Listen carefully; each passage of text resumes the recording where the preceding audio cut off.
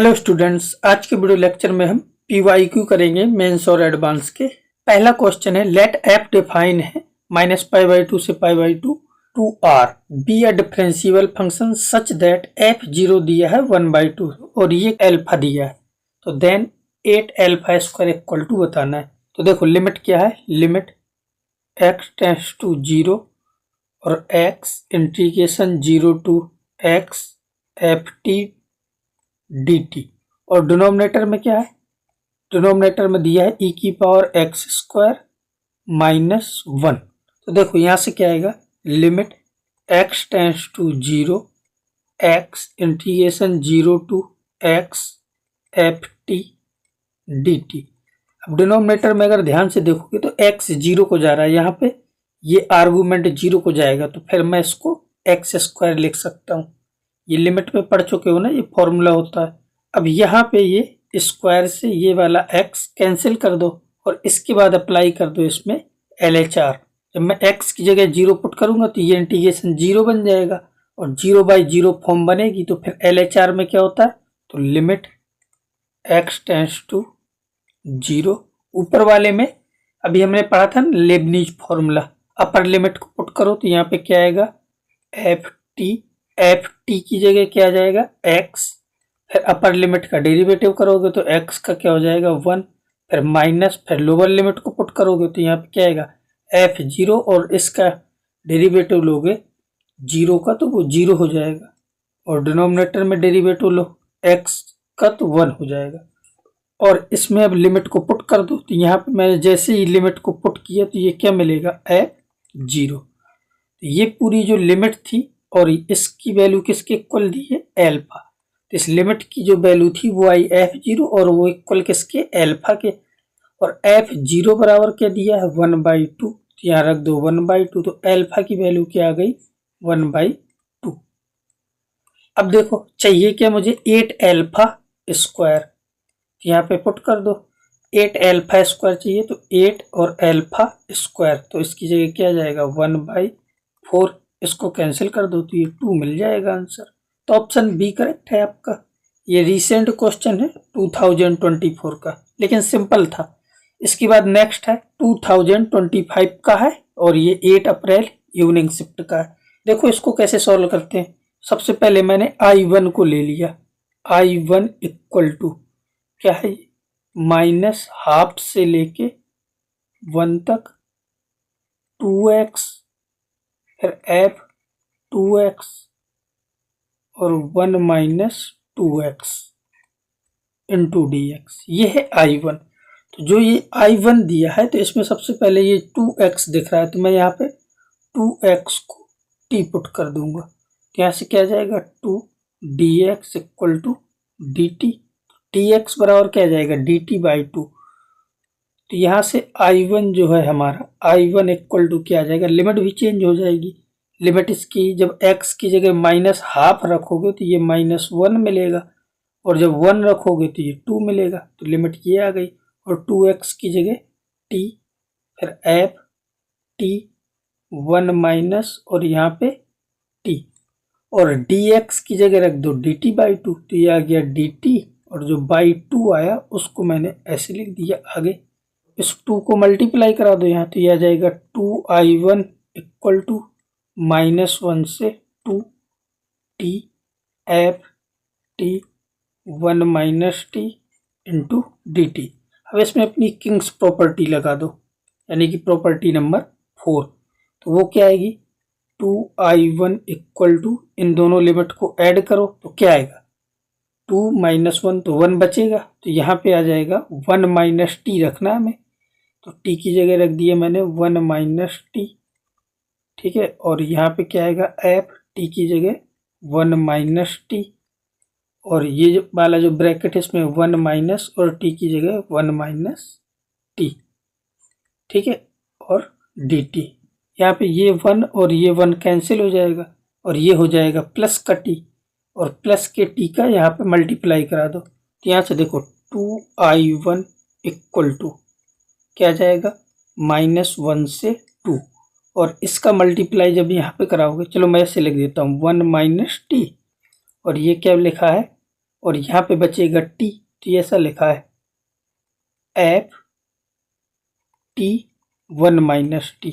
इसको मल्टीप्लाई करा दो इसमें, तो ऐसे आ जाएगा 2i1 इक्वल टू -1 से 2, और यहाँ पे आएगा एफ टी 1 माइनस टी, यहाँ पे प्लस कर लो, प्लस होगा, और यहाँ पे आएगा -1 से 2 T F T 1 minus T D T. तो ये सेम लिखा है, I2 जो लिखा है -1 से 2, यहाँ पे एफ एक्स है टी की जगह। तो ये तो प्रॉपर्टी नंबर फर्स्ट से हमें पता है कि एक्स बोलो वेरिएबल को, ये टी बोलो, कोई फर्क नहीं पड़ता। तो इसकी जगह मैं क्या लिख सकता हूँ यहाँ पे I2। देखो यहाँ पे ये है 2i1 इक्वल टू, और ये है आपका I2 और माइनस, और इसको अगर ध्यान से देखोगे तो ये टी लिखा है, तो ये अपना I1 ही है, यहाँ पे जो I1 आया था। अब इसको ध्यान से देखो तो 2i1 बराबर ये था, तो ये वाला जो टर्म आया है इसकी जगह मैं लिख सकता हूँ 2i1। तो यहाँ पे क्या हो जाएगा, ये 2i1। अब इसको इस साइड ले आओ 2i1 को, तो हो गया 4i1 इक्वल टू I2। तो यहाँ से क्या आ जाएगा I2, और ये डिवाइड में जाएगा तो I2 upon I1 equal to 4/1। तो इसने पूछा क्या था, I2 अपॉन I1 ही पूछा था, तो I2 अपॉन I1 कितना आ गया 4। यहाँ पे ये जो ऑप्शन है इनको ये कैंसिल कर लो, ये ऑप्शन गलती से ये कुछ टाइप हो गए, तो मैं ये हटा देता हूँ। तो यहाँ पे आपका ये 6 है और ये आपका 4 है, ठीक है, ये ऑप्शन सही कर लेना।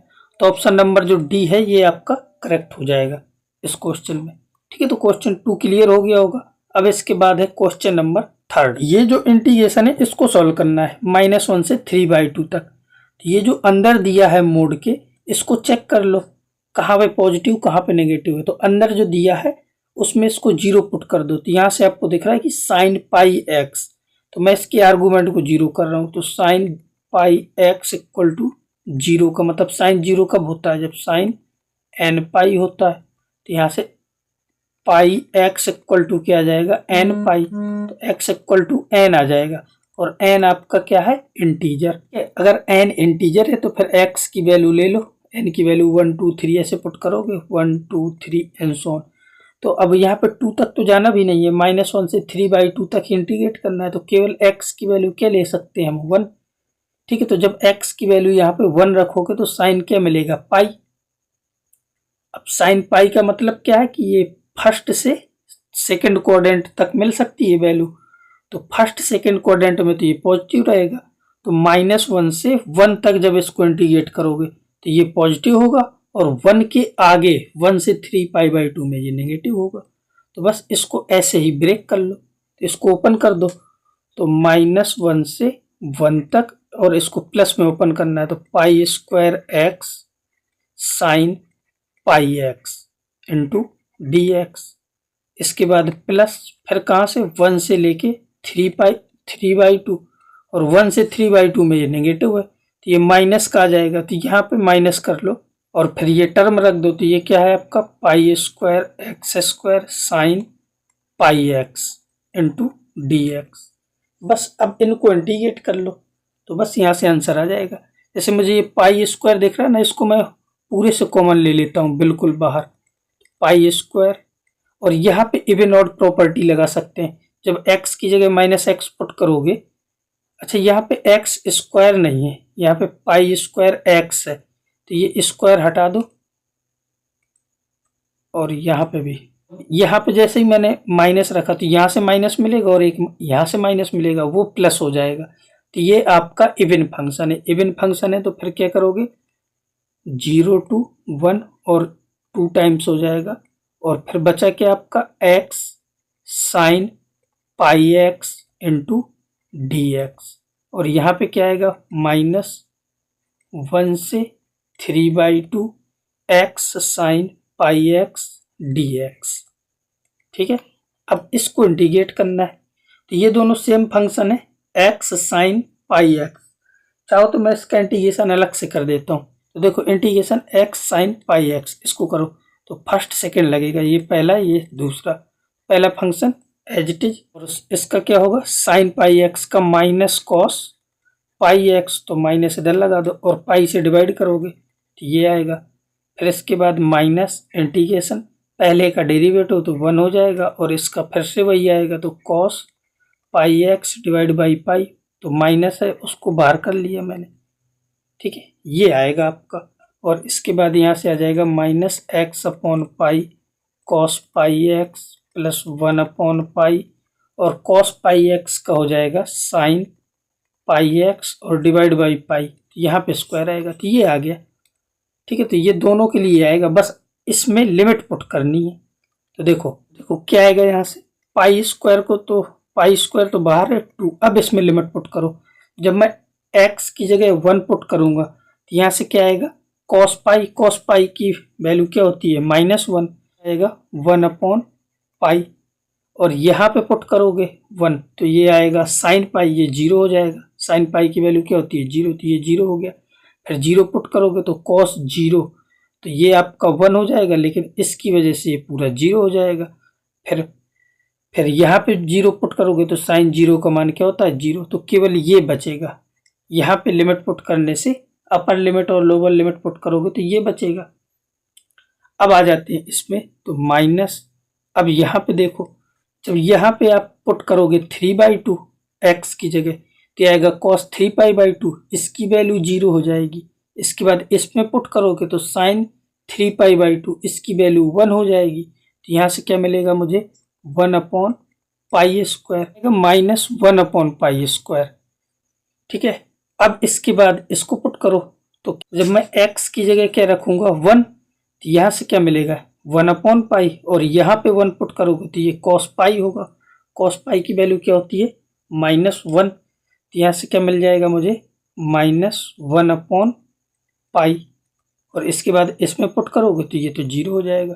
तो आपका ये टर्म बचा, तो इसको सॉल्व कर लो, तो यहाँ से क्या आ जाएगा ये पाई स्क्वायर, और ये 2/पाई, और ये हो जाएगा +1/पाई, ये हो गया 3/पाई, और ये अंदर मल्टीप्लाई कराओ तो 1 अपॉन पाई स्क्वायर। अब ये पाई स्क्वायर का अंदर मल्टीप्लाई कराओ तो यहाँ से ये और ये कट जाएगा, तो 1 पाई बचेगा, तो ये कितना आ गया 3 पाई प्लस, और यहाँ पे पाई स्क्वायर कैंसिल हो जाएगा तो 1, तो क्या आएगा 3 पाई प्लस 1, तो ऑप्शन नंबर सी करेक्ट हो जाएगा, ठीक है। तो ये क्वेश्चन समझ में आ गए होंगे आपको।